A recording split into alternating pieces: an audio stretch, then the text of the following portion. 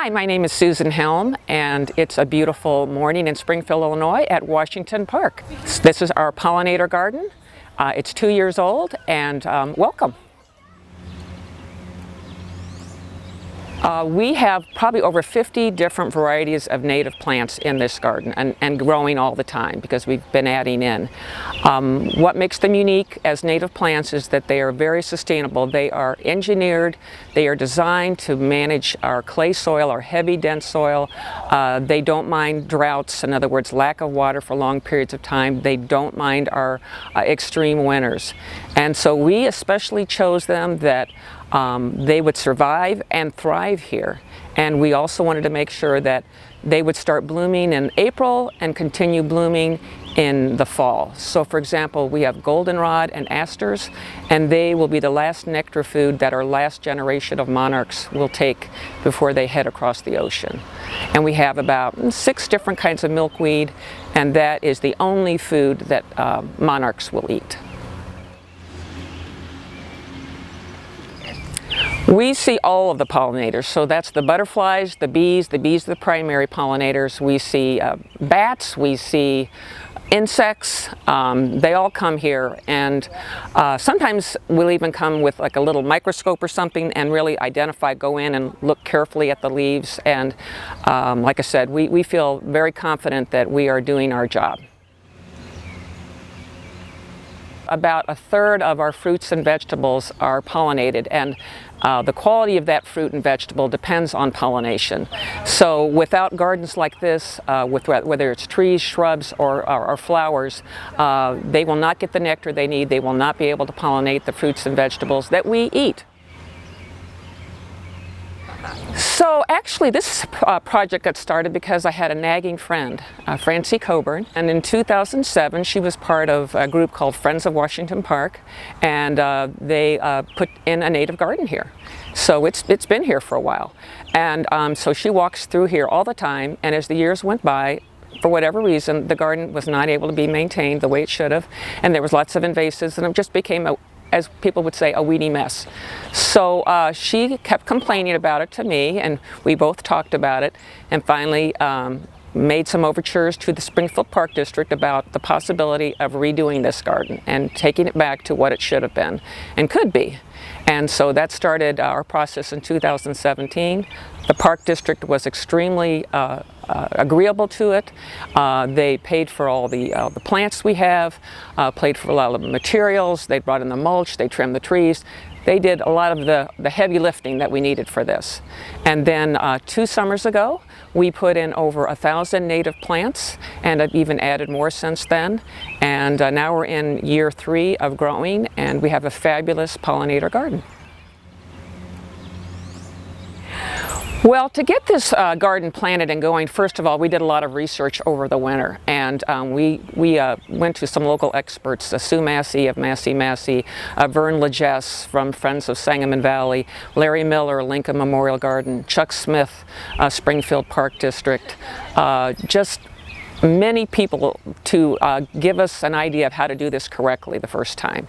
And working with an online native plant company called Prairie Nursery, we purchased the majority of our plants from them at a great price. So, but meanwhile, we had a weedy mess here. We had to get rid of that before we could start planting 2 years ago. We had to design this garden thinking about 3-season interest. In other words, things blooming from early spring all the way through the fall to support the pollinators. We wanted blocks of color. We wanted it to be beautiful. We didn't want it to look like a prairie. We wanted it to look like something inviting, and people would go, oh, I'd like to do that, or I'd like to grow that. So anyway, so that's where we started. Even 2 years ago, we had pollinator activity in our first year. We lovingly hand-watered things in the first summer to get them going. And now it's a very sustainable garden. It still requires some maintenance. No garden goes without maintenance, but it's very sustainable. These native plants are engineered for clay soil, hot days, cold winters, and so here we are. So this beautiful garden and the other 5 that we have now installed in the Springfield Park District would not be possible without a huge huge support from the Springfield Park District and the Springfield Parks Foundation.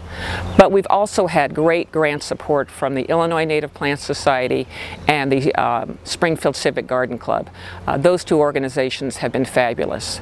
We also even had some local companies like Lowe's, Noonan's, give us discounts on material that we purchased. So it's taken a village, and we appreciate that village. We can still definitely use volunteers. I mean, at this point now, in this garden, we're mostly weeding. Sometimes we're actually even taking some plants out. Common milkweed, for example, back there. It likes to spread and spread and spread its love. And so sometimes we don't let it spread its love everywhere. But the most exciting news is that over this past year, we decided we would create mini versions of this garden in 5 of the 35 parks in Springfield. And so we're in that process now of planting and maintaining and weeding, and we would love that kind of help. If someone would like to participate in some way with these gardens and help support them financially, they could contact the Springfield Parks Foundation or the Springfield Park District. So somebody wanting to start their own pollinator garden, don't be afraid. Start small. I equate this to like running. Don't sign up for a marathon. Let's do something small like a 5K. So if you're looking in your backyard, maybe don't tear out everything you've got, but if you already have some very tired looking roses, go ahead, let them pass away. Look at some full sunny spots. Do not amend the soil. In other words, do not add anything to the soil. Don't fertilize the soil. Don't till the soil. Doesn't that sound easy? And just start purchasing some native plants that you like. You can look online and say, oh, I really love that. And especially milkweed is always a good one. And start planting. The main thing is you have to take care of them in the first year to make sure they get established. But after that, typically, for example, we don't water here anymore. We don't have to. Mother Nature is doing it or not, because native plants, again, they can tolerate a drought. So go out and do it. Go out and try it. And I'll tell you, I've even had success putting native plants in pots, and they've come back year after year. So I kind of contain it, and I still have like swamp milkweed, and I have monarchs on it. So sourcing native plants is kind of critical.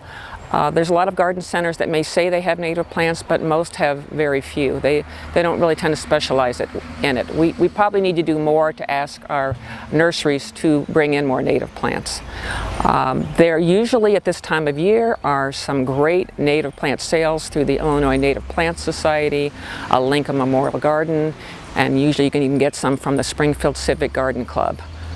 There are also some great online resources, online companies, Prairie Moon Nursery and Prairie Nursery. They're very well known. Thanks for watching. I hope you're inspired by what you have heard and seen, our beautiful new pollinator garden, and the possibilities for you. So anyway, thanks for watching.